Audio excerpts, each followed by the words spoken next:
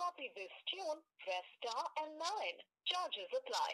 వందే శంభో పాపతిం సురగురుం వందే జగత్కారణం వందే పన్నగభూషణం మృగతరం వందే. హలో, నమస్కారం అండి పార్థసారథి గారు. చిన్నతనంలో మీ సంగీత కుటుంబంలో సంగీతంపై మీకు మక్కువ కలిగేలా ప్రేరణ కలిగించిన వ్యక్తి ఎవరు? యాక్చువల్గా సంగీతం మా ఫ్యామిలీలోనే ఉందండి. మా చిన్నాన్న గారు యాక్చువల్గా కాలు రాజేశ్వరరావు గారి దగ్గర, పెంజాల నాగేశ్వరరావు గారి దగ్గర పనిచేస్తారు. సూర్య ప్రకాష్ గారు అయిపోయారు. అది కాక మా నాన్నప్పలు అందరూ పాడతారు, మా తాతగారు వీణ వాయిస్తారు. మా నాన్నగారికి చాలా ఇంట్రెస్ట్ ఎక్కువ. So that music atmosphere where in the family అన్నమాట. సో తర్వాత శంకరాభరణం రిలీజ్ అయినప్పుడు అప్పుడు నాకు దాదాపుగా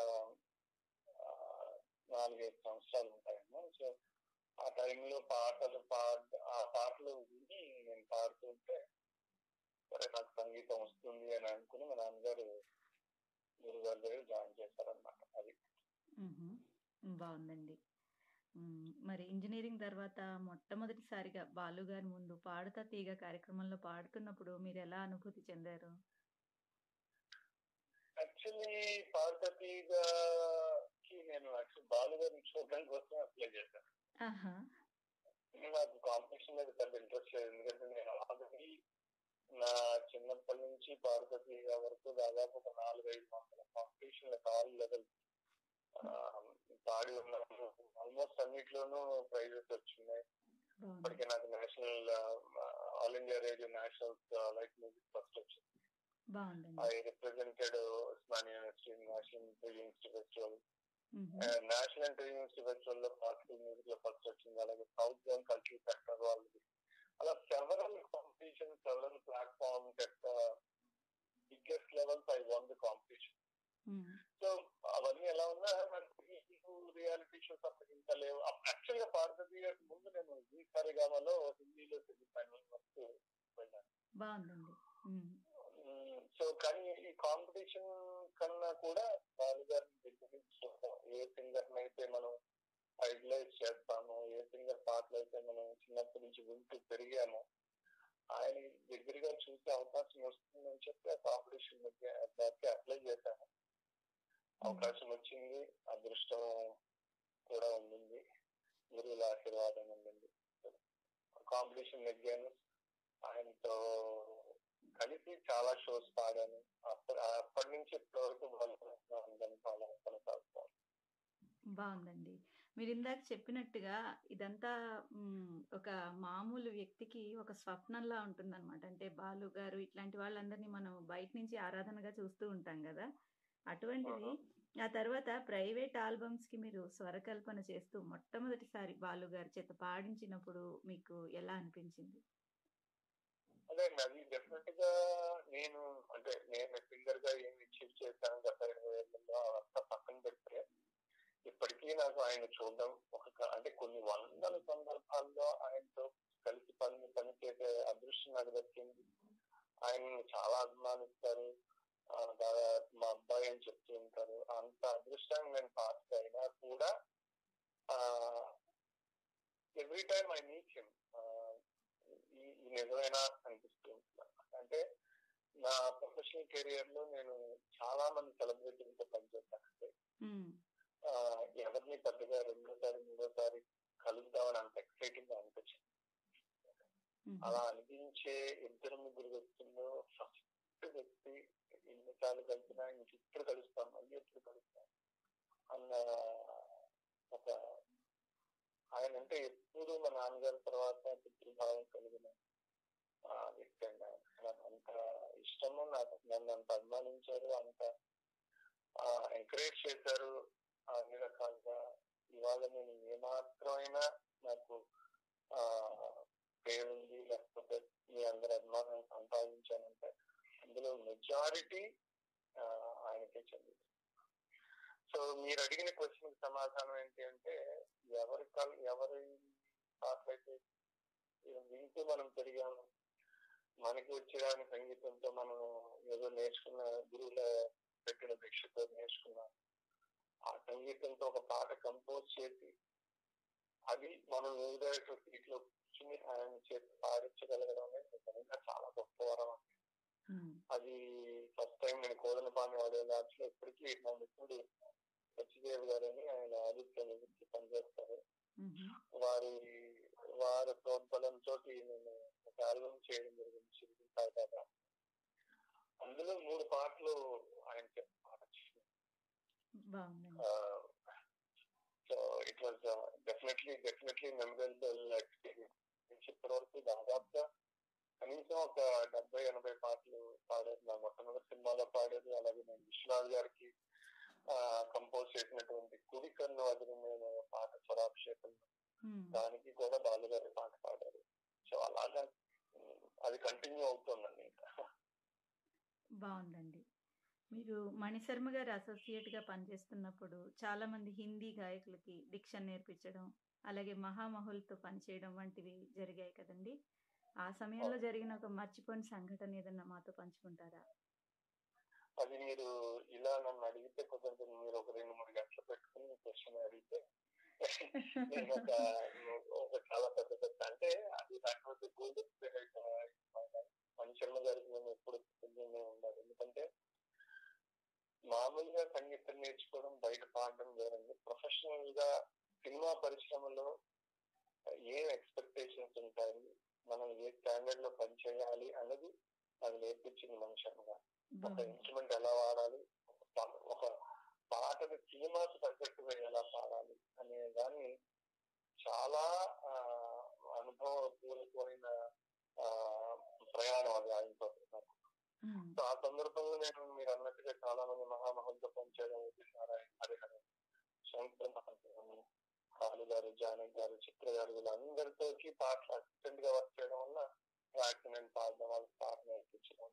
అలాగా నేను ఎలా పాడాను, వాళ్ళు ఎలా పాడుతున్నారు, వాళ్ళు ఇంకెలా ఇంప్రవైజ్ చేస్తున్నారు, వాళ్ళ ప్లస్ పాయింట్లు ఏంటి అని చాలా దగ్గర నుంచి అబ్జర్వ్ చేసే అదృష్టం నాకు దక్కింది. అలాగే వేటూరు గారు, సీతారామ శాస్త్రి గారు కూర్చుని పాటలు నేను రాసుకునేవాడిని.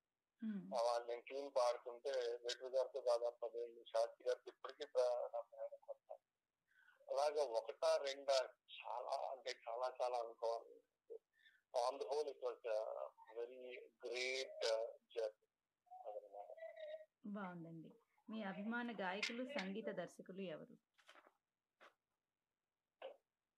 అవి గాయకుల్లో నో డౌట్ అండి, 1 to 10 బాగా. ఎందుకంటే ఫర్ మీ అందుకని బాగా ఇంకా నచ్చిన గాయకులు ఒక్కొక్క జోనర్ లో ఒక్కొక్క. ఇప్పుడు అసలు సింగింగ్ లో తీసుకుంటే ఒక ఇలామాలి అని, ఒక హరిహరన్ గారు, అలాగే మీకు జానపదం తీసుకుంటే ఇంకొకళ్ళని, శాస్త్రీయ సంగీతం తీసుకుంటే బాలమురళి కృష్ణ. సినిమా సంగీతానికి సంబంధించి నాకు తెలిసి ఒక డిక్షనరీ అంటే, ఎందుకంటే సినిమా పాట అనేది ఒక మూడ్కో ఒక భావానికో సంబంధించిన వ్యవహారం కాదు. నవరత్నాలని కంప్లీట్ గా పిక్చరైజ్ చేయడానికి ముందు గాయకుడైన వాడు వాళ్ళని ఆ ప్లేస్ లో ఊహించుకుని 4 గోడల మధ్య అరకారం చేసి ఆ భావాన్ని, ఆ సిచ్యువేషన్ గొంతులో చూపించాలి. వినిపించడం కాదు, గొంతుకు చూపించాలి. నాకు తెలిసి ఆ ఆస్పెక్ట్ లో ఈజ్ ద మాస్టర్.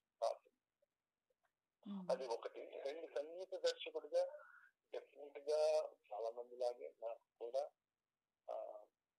ఇళయరాజా గారి అంటే ఇష్టం. అయితే అది ఒక పక్కనైతే ఐ కన్సిడర్ ఘంటసాల మాస్టర్ గారు as one of the greatest music directors. అంటే నేను ఏం చెప్పిన మాట కాదు, ఇళయరాజా గారు చెప్పిన మాట. మీరు చూస్తే చాలా మందికి ఘంటసాల గారు ఒక మహాగాయకుడిగా పరిచయం, కానీ చాలా మందికి తెలియని విషయాలు ఏంటి అంటే, most of the popular films music was composed by none other than Ghantasala గారు. Like గుండమ్మ కథ,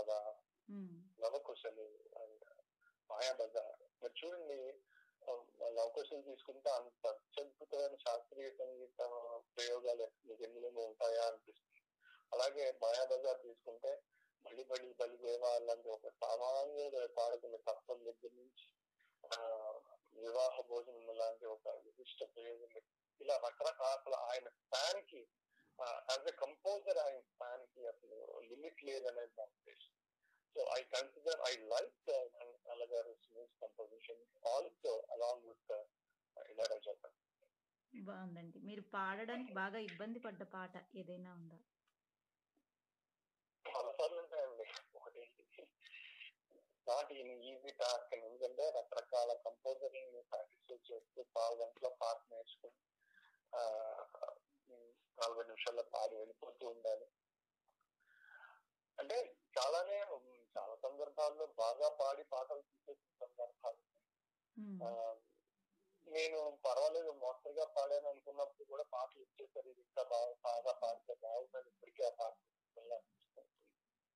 కొన్ని పాటలు ఎంత బాగా పాడడం, ఇది ఎలాగైనా ఇచ్చితే బాగుంది అనుకున్న సందర్భాల్లో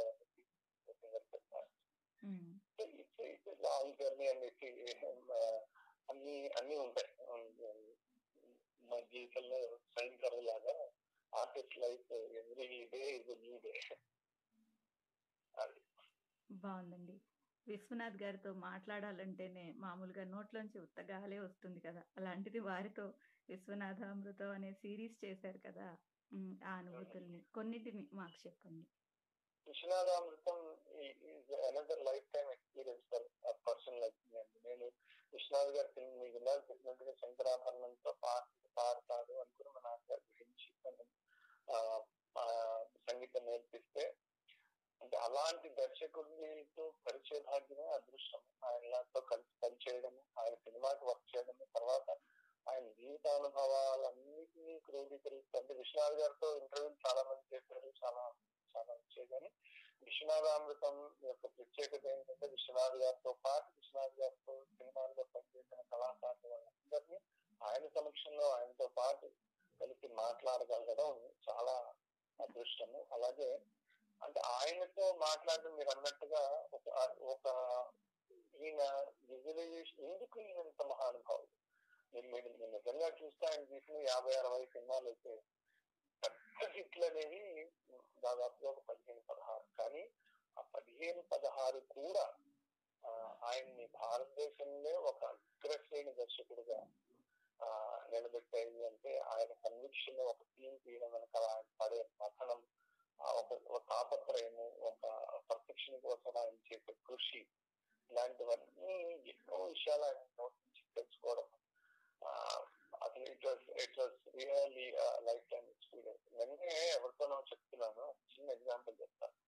ఆయన కళా తపస్సు ఎందుకు అంటారు అంటే, ఆయన దొరికిన ప్రతి అకేషన్ లోనూ మనకి ఏవైతే అద్భుతమైన సంపదలు, పాటలు, సంగీతం, సాహిత్యం, నాట్యం ఇవన్నీ ఉన్నాయో, ఆయన సంగీత నాట్యాలని మామూలు సాంఘికమైన సినిమాలు, మామూలు స్టోరీలకి జత చేసి ఆయన చూపించారు. మీరు చూస్తే ఒక చెప్పులు కుట్టేవాడు, లేకపోతే ఒక ఆవులు కాచుకునేవాడు, లేకపోతే ఇంకోటి వీటన్నిటిలో వాళ్ళ జీవితంలో సంగీతాన్ని, సాహిత్యాన్ని చాలా చాలా క్యాషువల్ గా రిలీజ్ చేసి ఆయన చిరంజీవి సినిమా, శుభలేఖ సినిమాలో చిరంజీవి లాంటి మెగాస్టార్ ఆర్ట్ హీరో ఎవరినో తెలిసిన వాళ్ళ అమ్మాయికి కాలేజ్ సీట్ కోసం వెళ్తే ఆ ప్రిన్సిపల్ ఇవ్వనే అంటే, మామూలుగా అయితే తెలుగు సినిమా హీరో అయితే పిడికిలు బిగించాలి, ఆ చూపు భయపడిపోయి 100 మంది గాల్లో ఎగిరిపోవాలి, ఇదేం కాకుండా ఆయన నిరసన ప్రకటించే విధానాన్ని ఒక పాట రూపంలో చెప్తారు. అది కూడా బాగుంది. పాట రూపంలో చెప్పడం అనేది కొంచెం ఏంటి అనుకుంటే, అది కూడా ఆ పాట కూడా మామూలు కాలేజ్ అండి. ఒక కాలేజ్ లో నేను ఆయన అడిగాను, సార్ ఎంత ధైర్యం, ఎలా సార్ మీకు అంత ధైర్యం? యూత్ అనుకుంటే అన్ని మాస్ పాటలు వింటారన్న ఒక కన్విక్షన్ ఉంటుంది. మీరు చిరంజీవి లాంటి హీరోని తీసుకెళ్లి ఒక కాలేజ్ లో నెయ్యములెల్లో నేరేళ్ళు అని ఒక అనాచార పెట్టేసి దాన్ని ఎట్లా సార్ మెప్పించారు మీరు? సరే మెప్పించారు, సరే అసలు ఆ సీన్ కంప్లీట్ చేయడానికి కానీ ఎంత గట్స్ ఉందా, ఎట్లా సాధ్యం సార్ అంటే, ఏమో నువ్వు అంటే నిజమే, ఇప్పుడు నాకు అర్థం అవుతుంది అన్నట్టుగా ఏదో మాట్లాడని చెప్తాను, ఏదో అలా అనిపించి తీసేసానంట.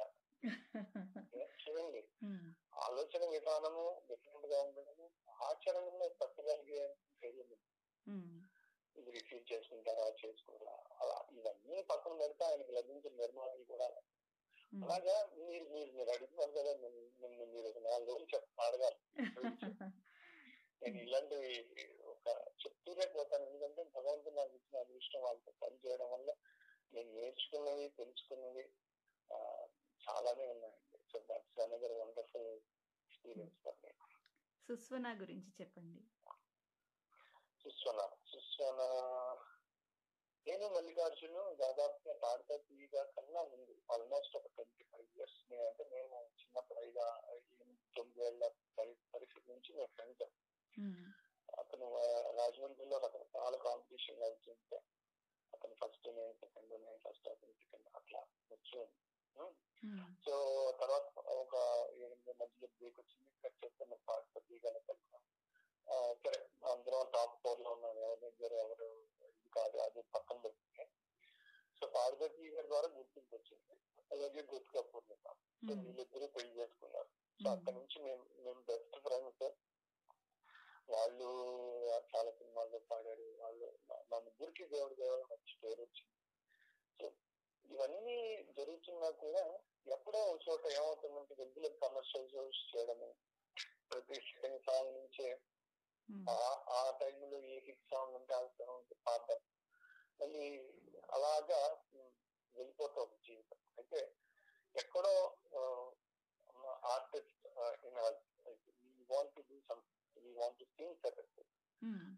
ఆ అవకాశం రావట్లేదేమో, లేకపోతే డిఫరెంట్ గా పాడే అవకాశం రావట్లేదు అందుకని మనకి కావలసిన పాటలు పాడుకునేలాగా కొన్ని ప్రోగ్రామ్ చేయాలి. ఏడాది కనీసం 2 ప్రోగ్రామ్ అయినా చేయాలి.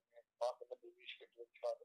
నేను నిర్ణయించుకుని స్వనము అంటే శబ్దం, మధురమైన శబ్దం, మధురమైన నాదమైన కూడినటువంటి సంగీతం సుస్వన అని ఒక గ్రూప్ లాగా స్టార్ట్ చేసి లాస్ట్ ఇయర్ ఇదే టైం మేము చేస్తే last we did 4 shows actually. ఇండియాలో 2, US లో కూడా ఒక 2 shows చేశారు. ఫుల్లీ ఒక డిఫరెంట్ కాన్సెప్ట్స్ తోటి ప్రజెంట్ చేయాలి. భగవంతుడు అనుకూలిస్తే అతి చిన్న వయసులోనే గాయకులుగా, సంగీత దర్శకులుగా, కార్యక్రమ నిర్వాహకులుగా, 12 దేశాల్లో 1000కి పైగా స్టేజ్ షోలు ఇచ్చిన వారుగా అనేక విజయాలు సాధించారు కదా. ఒక్కసారి వెనక్కి తిరిగి చూసుకుంటే మీకు ఎలా అనిపిస్తుందండి?